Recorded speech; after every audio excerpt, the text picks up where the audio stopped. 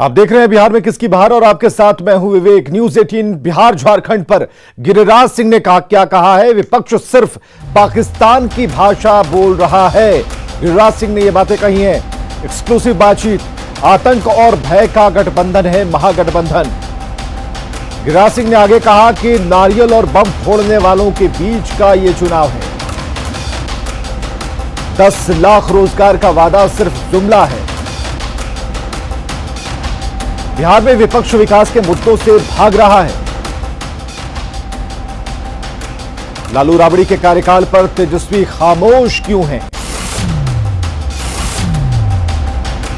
तो चाचा भतीजा साथ थे फिर भी रोजगार नहीं मिला, क्यों? तेजस्वी यादव पर चिराग पासवान क्यों खामोश है? तो न्यूज 18 पर गिरिराज सिंह ने कई बातें कही हैं। एक्सक्लूसिव इंटरव्यू और इसमें कई सवाल पूछे गए चुनाव से जुड़े हुए, मुद्दों से जुड़े हुए, जिस पर गिरिराज सिंह ने अपनी सफाई पेश की, अपनी बात रखी।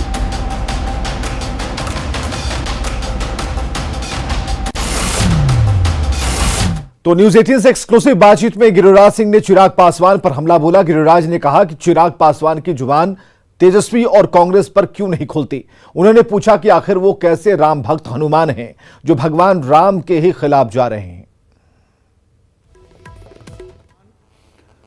जेल तो भिजवा रहे हैं नीतीश जी को, जांच कराने की बात तो बोल रहे हैं, लेकिन जो तेजस्वी यादव पर उनकी जुबान क्यों नहीं खुलती, उनकी जुबान कांग्रेस पर क्यों नहीं खुलती, ये राज्य की जनता जानना चाहती है।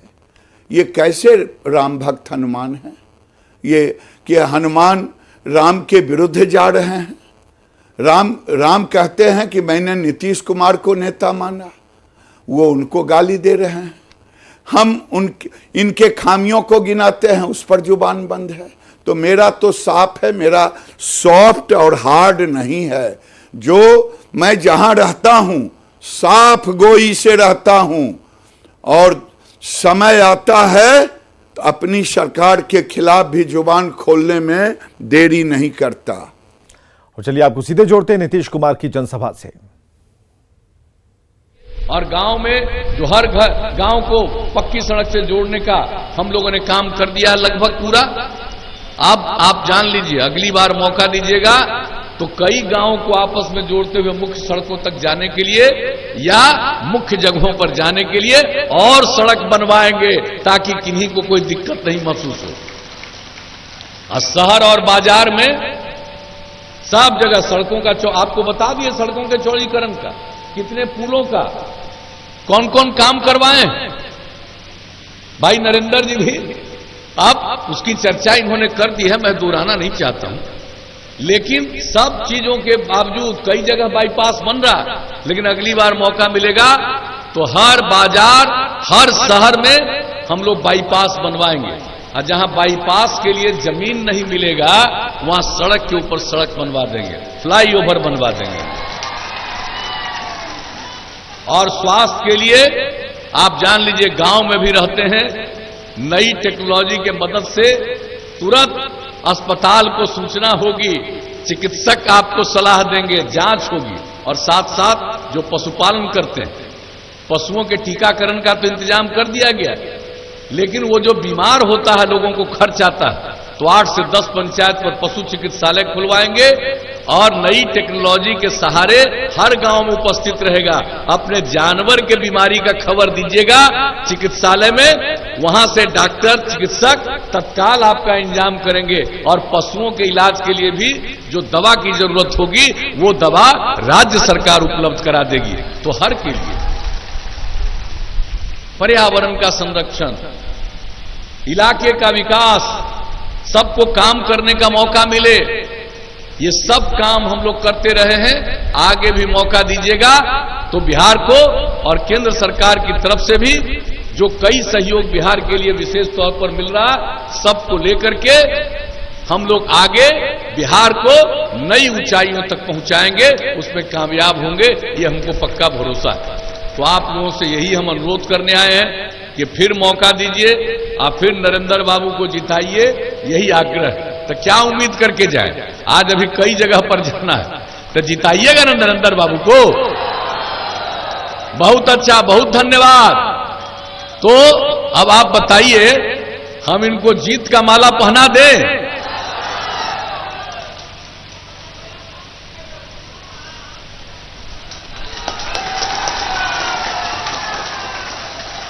तो आपकी सहमति से हमने जीत का माला पहना दिया है। अब 7 तारीख को वोट है, एक एक वोट दीजिएगा और यहां पर बहने उधर भी सब जगह हम आग्रह करेंगे।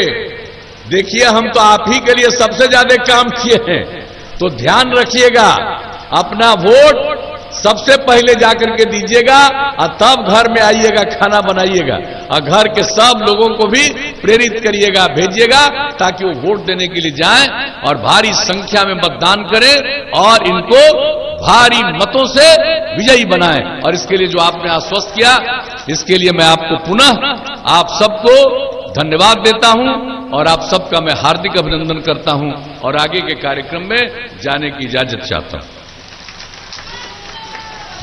नीतीश की सभा से हमने आपको जोड़े रखा। वाल्मीकि नगर का रुख करेंगे, जहां पर योगी आदित्यनाथ जनसभा को संबोधित कर रहे हैं।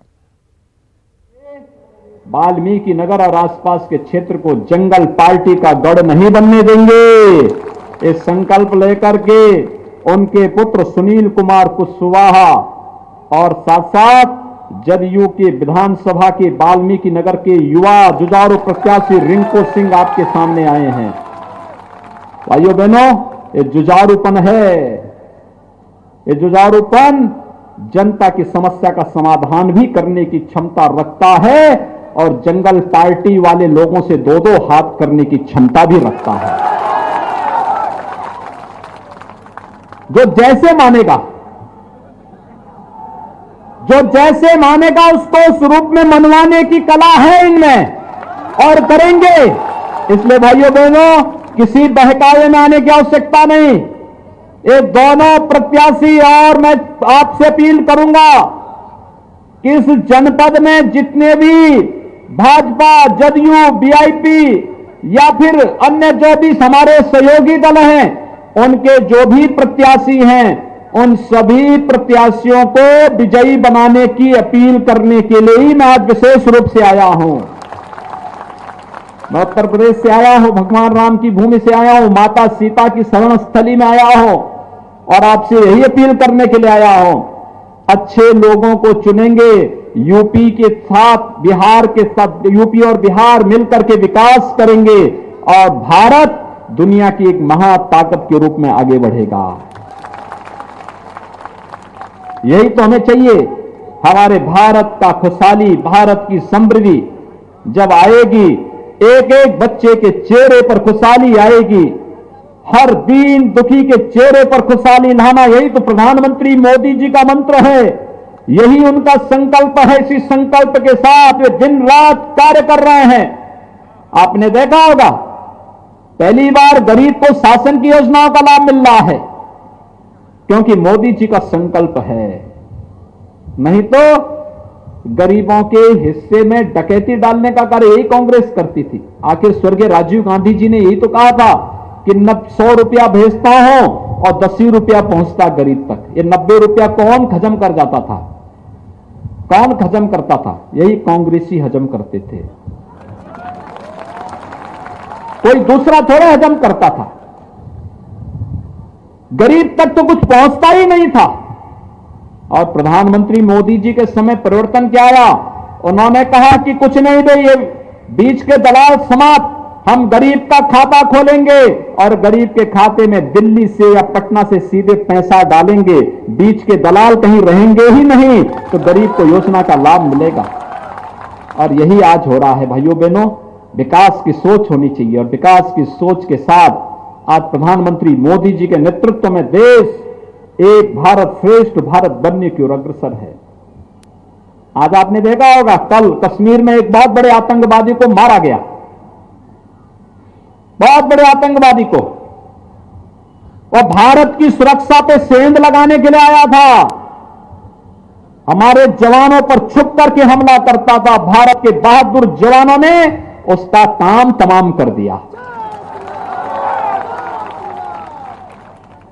आज भारत की तरफ कोई टेढ़ी नजरों से नहीं देख सकता, क्योंकि भारत का नेतृत्व मजबूत हाथों में है, और जब यशस्वी और मजबूत हाथों में देश का नेतृत्व होता है तो देश की आन मान और शान पर कोई टेढ़ी नजरों से देखने का दुस्साहस नहीं कर सकता है। और नहीं तो कांग्रेस के नेतृत्व में यूपीए सरकार थी, राजद भी उसमें सहयोगी था, मुंबई में बम ब्लास्ट हुआ था, सैकड़ों लोग मर गए थे, पूरा देश कह रहा था कि पाकिस्तान ने यह किया है। और जब देश की आवाज में मिलाने के लिए कांग्रेस के उस समय के नेतृत्व से कहा गया तो कहते थे कि पाकिस्तान के पास एटम बम है, एटम बम से डर रहे थे। और आपने देखा होगा पुलवामा में, परसों टेलीविजन में आपने देखा होगा पाकिस्तान की संसद का दृश्य कि पुलवामा के समय जब आतंकी हमला सीआरपीएफ के जवानों पे हुआ था, बिहार के भी कुछ जवान शहीद हुए थे, और तब भारत के बहादुर जवानों ने पाकिस्तान के अंदर घुस करके आतंकी कैंपों को नष्ट किया था। और उस समय भारत का एक विंग कमांडर पाकिस्तान के अंदर हमला करते हुए जब उनका एयरक्राफ्ट नीचे गिरा तो पाकिस्तान के अंदर उनको बंधक बनाया गया। आपने देखा होगा विंग कमांडर अभिनंदन को पाकिस्तान को 24 घंटे के अंदर उन्हें सकुशल भारत को सुपुर्द करना पड़ा था। चलिए बड़ी खबर के लिए सीधे रुख करते हैं न्यूज रूम का। बिल्कुल बड़ी खबर इस वक्त बुलेटिन में, रामविलास पासवान के निधन की न्यायिक जांच की मांग की गई है। हम प्रवक्ता दानिश रिजवान ने पीएम को इस बाबत चिट्ठी लिखी है और पासवान के मेडिकल बुलेटिन आखिर क्यों नहीं जारी किए गए, इस पर सवाल भी उठाया है। आखिर मेडिकल बुलेटिन किसने जारी करने से रोका, ये नाम सामने आने चाहिए। देश ये जानना चाहता है कि कौन से राज आखिर इस मौत के साथ छिपाए जा रहे हैं। तो रामविलास पासवान के निधन के न्यायिक जांच की मांग की गई है हम प्रवक्ता दानिश रिजवान की तरफ से, और इस बाबत प्रधानमंत्री नरेंद्र मोदी को चिट्ठी लिखी गई है और ये कहा गया है कि आखिर रामविलास पासवान के मेडिकल बुलेटिन को क्यों नहीं जारी किया गया, आखिर इस मेडिकल बुलेटिन को जारी करने से कौन से लोग थे जो रोक रहे थे। देश इन तमाम सवालों के जवाब जानना चाहता है और इस मौत के पीछे के राज को भी लोग जानना चाहते हैं। प्रधानमंत्री नरेंद्र मोदी को इस बाबत एलजेपी प्रवक्ता, आपको माफ करें बताते चलें कि हम प्रवक्ता दानिश रिजवान की तरफ से ये न्यायिक जांच की मांग रखी गई और इस मांग को पत्र के जरिए प्रधानमंत्री नरेंद्र मोदी तक पहुंचाया गया है और यह कहा गया है कि लोगों के मन में जो सवाल है उन सवालों के जवाब जरूर सामने आने चाहिए। सीधे रुख करेंगे न्यूज रूम का। और इधर एलजेपी अध्यक्ष चिराग पासवान ने मुख्यमंत्री नीतीश कुमार पर हमला बोला है। उन्होंने बिहार सरकार को महिषासुर सरकार का स्वरूप बताया, साथ ही मुंगेर में लोगों पर फायरिंग का मुद्दा भी उठाया। वहीं दोनों गठबंधन की ओर से सरकारी नौकरी का लॉलीपॉप चुनाव के मौके पर दिए जाने पर सवाल उठाए। मुख्यमंत्री बोलते हैं कि भैया हमारा जीरो टॉलरेंस है हमारा करप्शन को लेकर, बोलते हैं जीरो टॉलरेंस है हमारा क्राइम को लेकर, अपराध को लेकर। भैया अगर इससे बड़ा अपराध और क्या होगा कि आपके खुद वर्दीधारी लोग अपराधी बनकर निर्दोषों के ऊपर गोली चला रहे हैं, दुर्गा भक्तों को गोली मार रहे हैं। महिषासुर सरकार का आप एकदम स्वरूप बन चुके हैं भैया। तो मुख्यमंत्री ने पिछले 15 साल से बिहार को बर्बाद किया है। आज ये सब लोग सामने आते हैं, पक्ष हो विपक्ष हो, सब लोग आके आज चुनाव से ऐन पहले ये लोग लॉलीपॉप थमा रहे हैं। कोई बोलता है भैया ये लो 10 लाख रुपए का लॉलीपॉप, कोई बोलता है ये लो 19 लाख रुपए का लॉलीपॉप। भैया जब इतनी नौकरियां आपके पास थी तो अभी तक क्या आप चुनाव का इंतजार कर रहे थे कि चुनाव आएंगे तब हम लोग नौकरियां देंगे। और दरभंगा जिले की 10 विधानसभा सीट में से 5 विधानसभा की सीट पर दूसरे चरण में कल मतदान होना है। शांतिपूर्ण चुनाव कराने के लिए पुलिस प्रशासन ने पूरी तैयारी की है। अलग अलग जगहों पर बिहार पुलिस के साथ पारा मिलिट्री फोर्स लगातार फ्लैग मार्च निकालकर मतदाताओं को निर्भीक बनाने में जुटे हैं। सुरक्षा के व्यापक इंतजाम किए गए हैं। दरभंगा एसएसपी का दावा है कि दूर दराज के इलाकों में अगर कोई घटना घटती है तो 15 मिनट के भीतर घटनास्थल पर पुलिस मौजूद होगी। व्यवस्था इस प्रकार से की है कि किसी भी बूथ पर या किसी गांव या टोला में कहीं पर भी किसी भी तरह की शिकायत अगर प्राप्त होती है, शांति को भंग करने की शिकायत हो या आदर्श आचार संहिता के उल्लंघन का मामला हो या किसी वर्ग विशेष के वोटर को धमकाने का मामला हो, तो ये टीमें अधिकतम 15 मिनट के अंदर वहां पहुंचकर जांच कर आवश्यक कार्रवाई करेंगी। और इधर बिहार में पूर्ण शराबबंदी का मजाक पुलिसकर्मी ही उड़ा रहे हैं। कटिहार रेलवे स्टेशन परिसर के सामने जीआरपी में तैनात एक जवान सुनील कुमार राम कल रात कई घंटों तक शराब के नशे में हंगामा करता रहा। शराबी पुलिसकर्मी से जब पूछा गया तो शराब के नशे में खुद को रेलवे का बड़ा अफसर बताते हुए कहने लगा कि उसके पास पावर है और पावर के दम पर वो शराबबंदी वाले राज्य में भी शराब खरीद सकता है। मेरे पास समस्या है कि मैं जीआरपी का नौकरी करता हूँ। वो किशनगंज थाना में मैं ड्यूटी 2 महीना क्या हूँ, मेरा वेतन नहीं दिया है। इसलिए आप शराब पी लिए? जी। शराब क्यों पी लिए? रुपया था, पी लिया। क्या भड़ास निकाल रहे हैं आप, गुस्सा, ये लोगों को परेशान, आप पूरे स्टेशन परिसर में हो हल्ला मचा रहे, कारण क्या है? कारण वही है कि रुपया था, पी लिया, शराब हल्ला गुल्ला कर रहा था। मैं सुनील कुमार राम हूँ। बिहार में शराब बंदी है, फिर भी मेरा पावर चलता, मैं रेल का बड़ा अफसर हूँ। और यहाँ रुकेंगे एक ब्रेक के लिए। आरजेडी नेता तेजस्वी यादव ने नीतीश कुमार पर विकास की दौड़ में बिहार को पीछे धकेलने का आरोप लगाया है। उन्होंने शिक्षा, स्वास्थ्य समेत कई मुद्दों को उठाते हुए बिहार की जनता से मौका देने की मांग की। नीतीश जी से जरा पूछिए कि कितने पद जो है वो रिक्त हैं, खाली पड़े हुए हैं। 4.5 लाख नौकरियां खाली पड़ी हुई हैं। राष्ट्र औसत के मुकाबले 5.5 लाख बनता है। देखिए नीतीश कुमार जी, हम बार बार कह रहे हैं, थक चुके हैं, उनसे बिहार नहीं संभल रहा। अस्पताल की व्यवस्था क्यों चरमराई है? क्योंकि डॉक्टर नहीं है, इलाज नहीं हो पाता है, नर्सेज नहीं है, कंपाउंडर नहीं है।